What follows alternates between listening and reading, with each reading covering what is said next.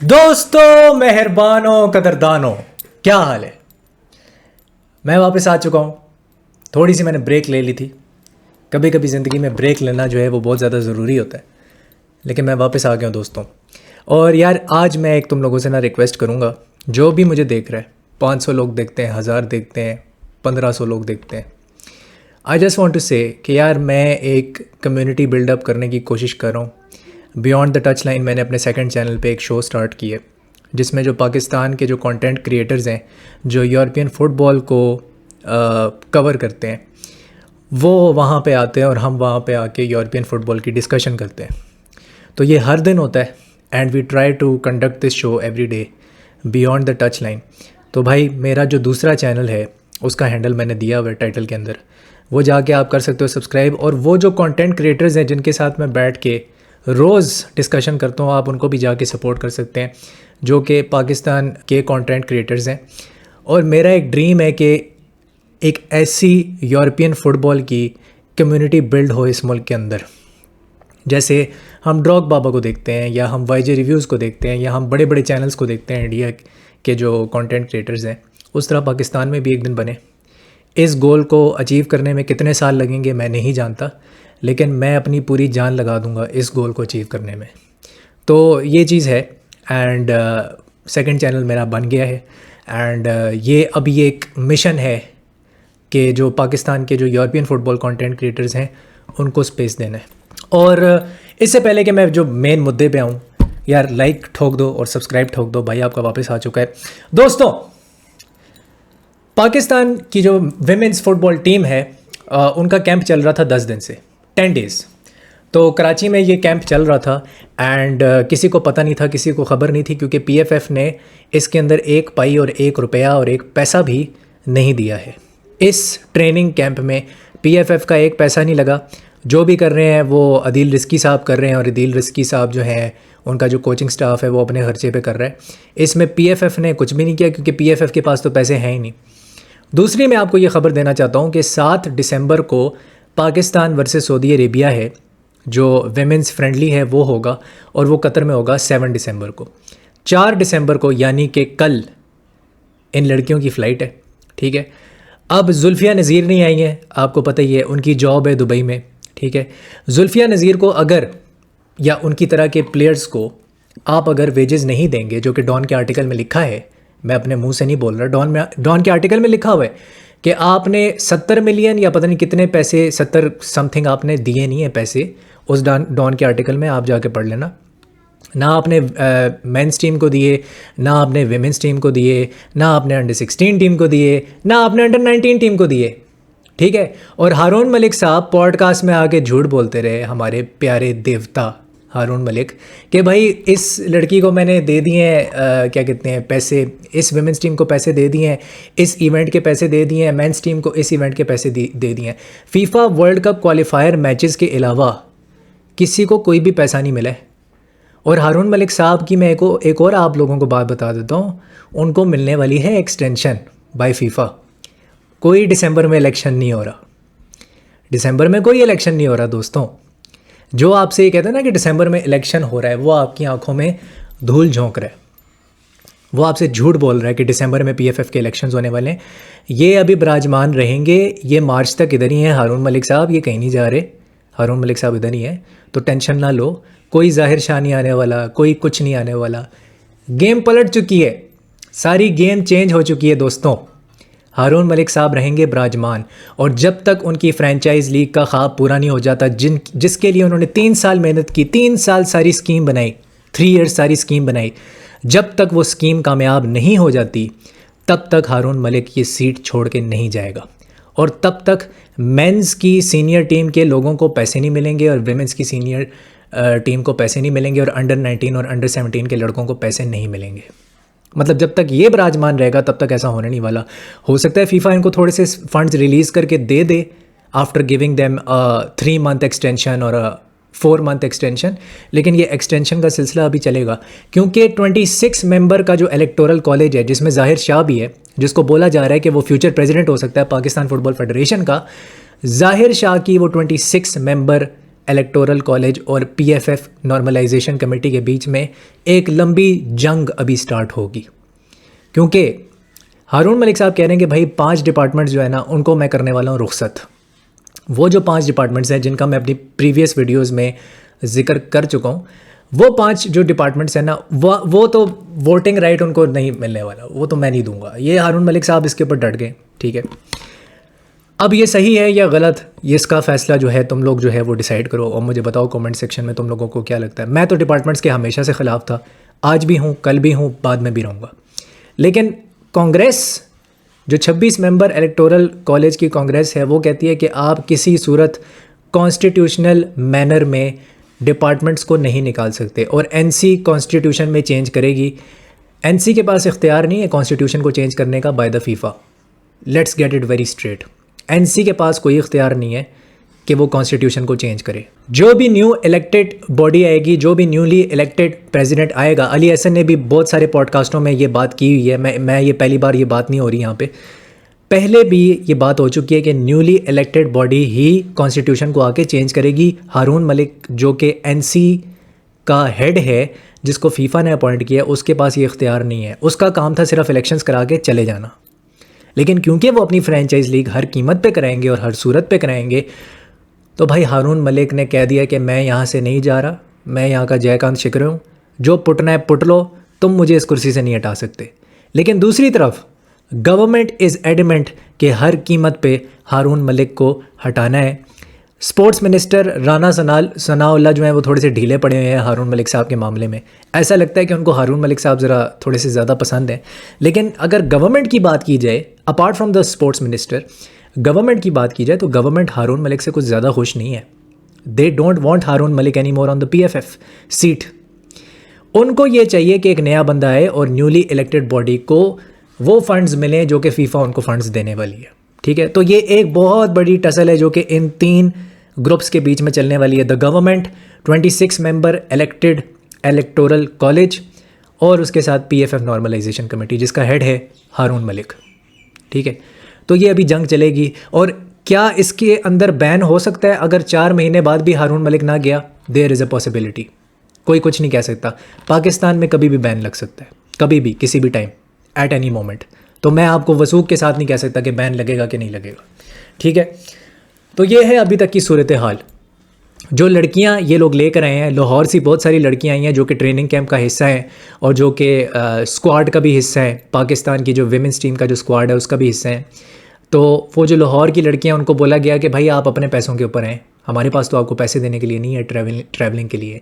जो लड़कियां दुबई में थीं या जो लड़कियां बाहर से आ रही हैं उनको भी बोला भाई आप अपने पैसों पे आओ, हमारे पास तो आपको पैसे देने के लिए नहीं है, ट्रैवलिंग एक्सपेंसेस आपके हम नहीं पूरे कर सकते, ठीक है। तो वो लड़कियां खुद अपनी जेब के ख़र्चे पे या फिर अदील रिस्की साहब या जो उनकी जो भी कराची सिटी है उसकी जेब के ख़र्चे पे वो लड़कियां आ रही हैं, ठीक है। पीएफएफ कुछ नहीं कर रहा, पीएफएफ का इसमें कोई अमल दखल नहीं है, ना ही पीएफएफ इसमें कुछ अपना कंट्रीब्यूशन दे रहा है। जो भी कंट्रीब्यूशन हो रहा है अदील रिस्की का हो रहा है या कराची सिटी का हो रहा है, या फिर वो लड़कियां खुद अपने बलबूते पे अपने जो एक्सपेंसेस है वो पूरे कर रही हैं और अपनी जेब से पैसे दे रही हैं just to play for Pakistan.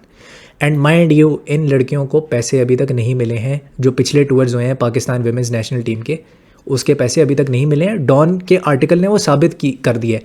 जो चीज़ मैं पिछले 1.5 साल से भौंक रहा था ना, वो डॉन के आर्टिकल ने वो साबित कर दिया आज, ठीक है।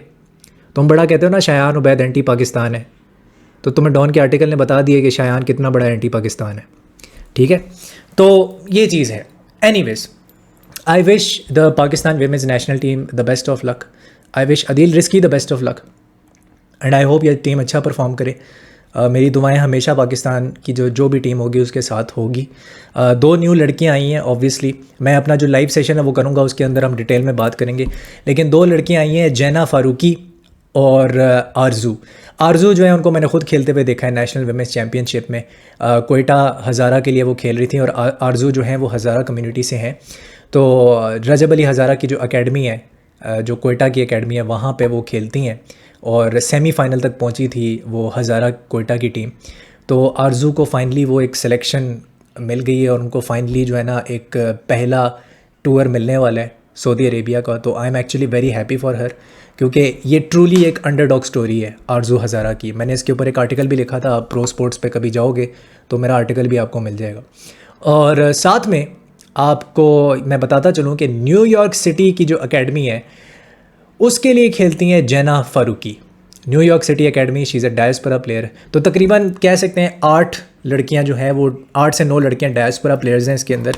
और इसके ऊपर मैं डिटेल में बात करूंगा, लेकिन आज का जो मुद्दा है वो ये है दोस्तों कि आप लोगों ने मेरे से बहुत ज़्यादा पूछा है कि यार AFC नेशंस लीग आने वाली है। मैं उसके ऊपर जो मेन डिस्कशन आज करने वाला हूँ उसके ऊपर करने वाला हूँ, और आज मैं समझाऊंगा कि AFC नेशंस लीग को करवाने का कोई फ़ायदा नहीं है और ये होगा भी नहीं। वैसे लेटेस्ट अनाउंसमेंट आ गई है कि इस प्लान को स्क्रैप ऑफ कर दिया जाएगा और इस प्लान को नहीं रखा जाएगा। कोई फ़ायदा नहीं है इसको करवाने का, और मैं समझाऊंगा कि क्यों कोई फ़ायदा नहीं है।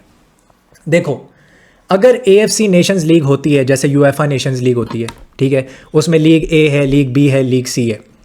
लीग C में सैन मरीनो अभी टॉप पे आ गई है। सैन मरीनो 20 साल के बाद अपना पहला मैच जीती थी अभी रिसेंटली, यही UEFA नेशंस लीग की ही बात कर रहा हूँ। 20 साल के बाद वो अपना पहला मैच जीते और वो बॉटम रैंक टीम थी, और उन्होंने क्या किया, अगेंस्ट ऑल ऑड्स एक मिरेकल किया और अपना ग्रुप किया टॉप, और वो लीग C में प्रमोट हो गए हैं। ठीक है, लीग C में जा चुके हैं वो सैन मरीनो, लीग D से लीग C में। तो ये एक बहुत बड़ा मार्का उन्होंने मारा है, और एक ये भी अंडरडॉग स्टोरी थी जो कि अब हम देख रहे हैं कि आहिस्ता आहिस्ता सैन मरीनो के अंदर भी थोड़ी बहुत डेवलपमेंट हो रही है, और UEFA नेशंस लीग ने उसको वो प्लेटफॉर्म दिया। अब ये सैन मरीनो के लिए तो बहुत अच्छा है, लेकिन मैंने अपने दूसरे चैनल पे अक्सर ये बात की है कि पोर्चुगल जैसी टीमें, ठीक है, जिनके जो प्लेयर्स हैं वो रियल मैड्रिड में खेलते हैं, कोई अल नसर में खेलता है, कोई बार्सिलोना में खेलता है, कोई लिवरपूल में खेलता है, तो वो सारे तंग आते हैं कि भाई नेशंस लीग क्यों हो रही है, इसको कराने का क्या मकसद है।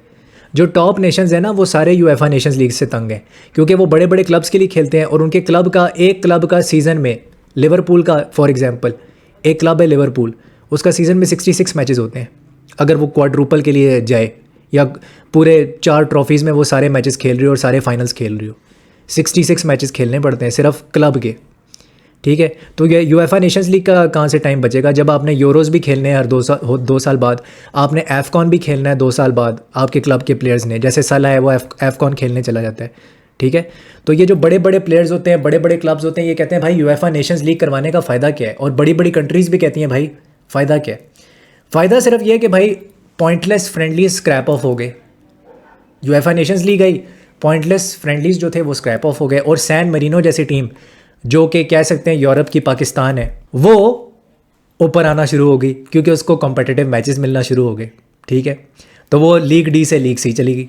अब सीन यहाँ पे ये है दोस्तों कि जो आपके ये बड़े बड़े बाबू हैं ना, बड़े बाबू का क्या मतलब है, बड़े बाबू का मतलब है ईरान, साउथ कोरिया, फिर आपका जापान कर लेते हैं, ठीक है, फिर आपका सऊदी अरेबिया, फिर आपका कतर, फिर आपका ऑस्ट्रेलिया। ये जो बड़ी बड़ी 5 टीमें हैं एशिया की, ये बोलेंगी यार हमें क्यों नेशंस लीग खेलने की ज़रूरत है, हम क्यों खेलें पाकिस्तान से, हम क्यों खेलें इंडिया से, हम क्यों खेलें नेपाल बांग्लादेश से, क्योंकि सैफ को AFC में कचरा माना जाता है। It is the shittest federation in Asian football confederation. AFC में सैफ क्या है, कचरा, कचरे से बढ़ के कुछ नहीं है, नथिंग मोर देन दैट। और AFC के लोग सैफ को कचरा ही समझते हैं। तुम्हारे पूरे एशिया के अंदर क्या है, कितनी है, 5 फेडरेशन है, राइट।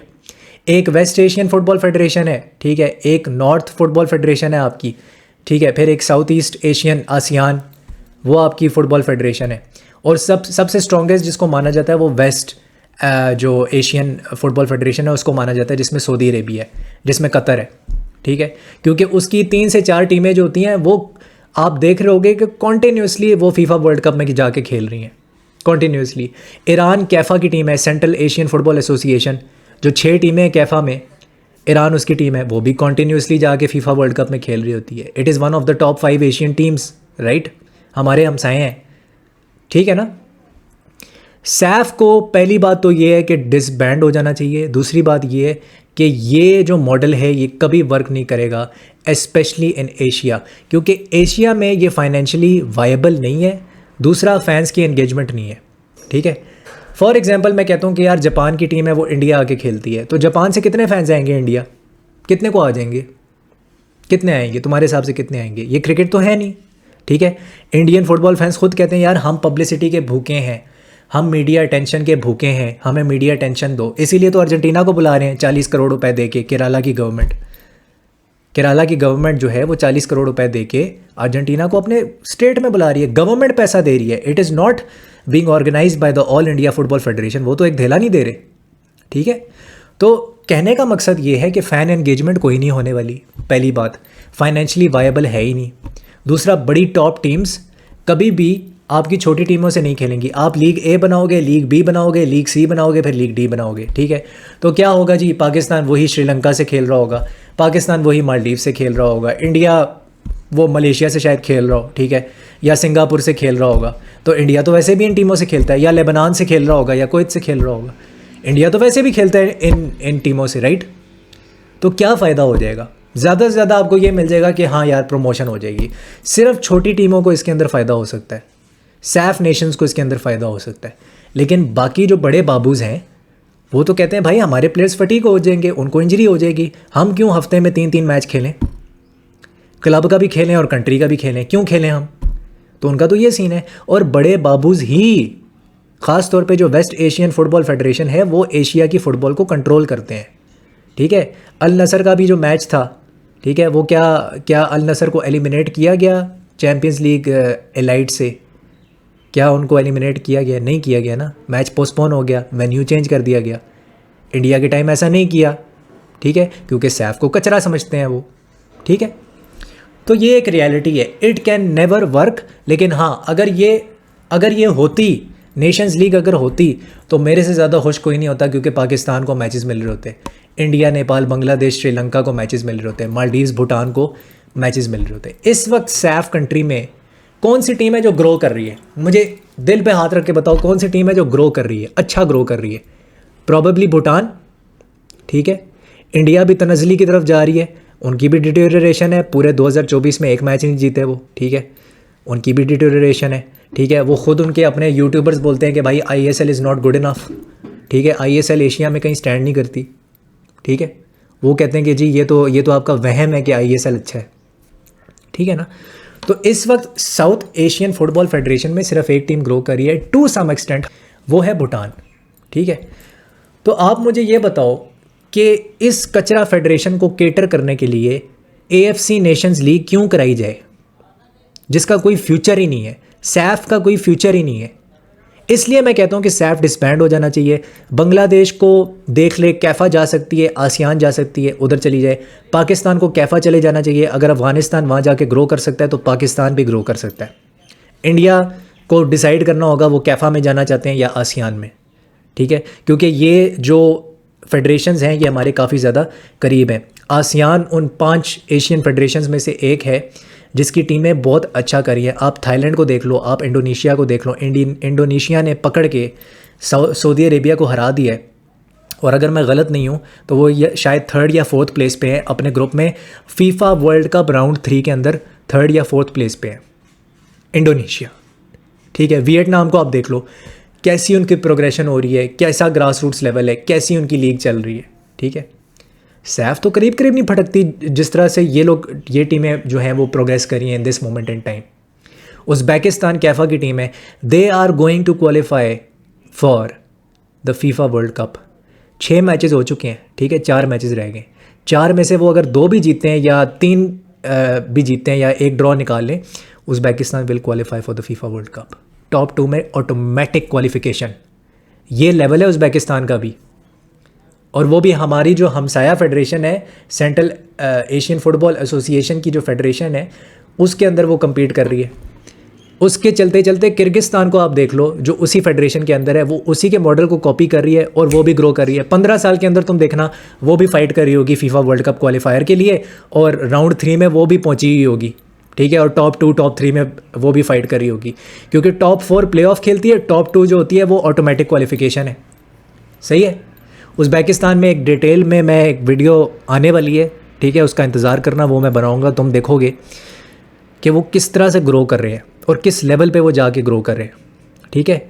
अगर आप एशिया की इन 5 फेडरेशंस को निकाल के देख लें, ठीक है, ये वेस्ट एशियन फुटबॉल फेडरेशन, फिर आपकी ईस्ट एशियन फुटबॉल फेडरेशन ये होगी, फिर जो आपकी आसियान है, सही है, और फिर जो साउथ की है, ये अगर आप निकाल के देख लो तो इसमें से सबसे जो आगे जा रही है इस मोमेंट एंड टाइम पे, जो ग्रोथ कर रही है, वो वेस्ट एशिया की है। उसके बाद आती है आपकी कैफ़ा, उसके बाद आपकी आती है आसियान, और कचरा कौन है?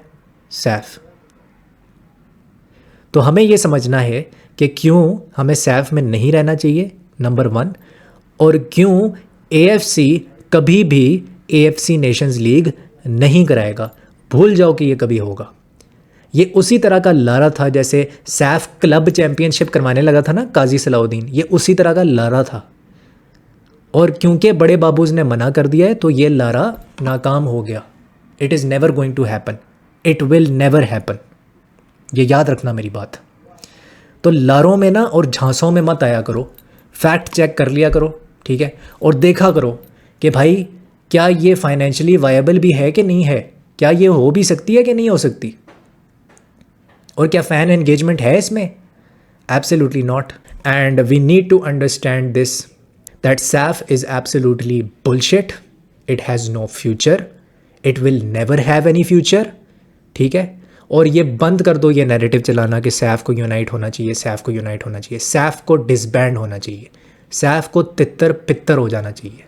और उसके बाद AFC नेशंस लीग की तुम बात करो तो अच्छा भी लगता है। तो ये थी आज की video. I will see you soon, take care, bye bye, hasta la vista.